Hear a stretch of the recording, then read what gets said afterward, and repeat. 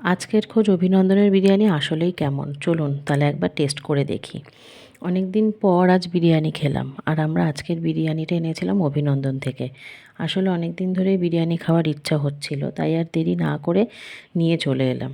চলুন তাহলে দেখি অভিনন্দনের বিরিয়ানির টেস্ট কেমন। প্রথমেই দেখতে তো বেশ টেম্পটিং লাগছে, আর গন্ধটাও ছিল অসাধারণ। এবার টেস্ট করে দেখা যাক যে বিরিয়ানিটা সত্যিই আমাদের মন জিততে পারে কি না। আর বিরিয়ানির যে রাইসটা সেটা অনেকটা কোয়ান্টিটি ছিল। আর আমরা মাটন বিরিয়ানি এনেছিলাম। মাটনের পিসটা দেখে যেটা মনে হয় মোটামুটি 200 গ্রামের কাছাকাছি তো হবেই।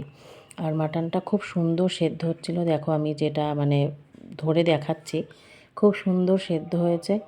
আর পিসটা যেহেতু অনেকটা বড় ছিল, তো পুরো ব্যাপারটা আর কি বেশ জমাটিয়াল ছিল। আর বিরিয়ানির স্বাদটা ছিল সত্যি খুব সুন্দর। আমি যখন টেস্ট করলাম, মানে আমি অন্য জায়গারও আরও অনেক বিরিয়ানি খেয়েছি, তো এখানের বিরিয়ানিটা কালকে সত্যি অসাধারণ লেগেছিল খেতে। তো তোমরা যারা বিরিয়ানি খেতে ভালোবাসো তারা একবার অভিনন্দনের বিরিয়ানি কিন্তু ট্রাই করে অবশ্যই দেখতে পারো। আমাদের তো খেতে বেশ ভালোই লেগেছে। তোমরা যদি এখান থেকে খেয়ে থাকো, তোমাদের এক্সপিরিয়েন্স অবশ্যই আমার সাথে শেয়ার করো কমেন্টে। আর লোকেশানটা কচুয়ার ওদিকেই।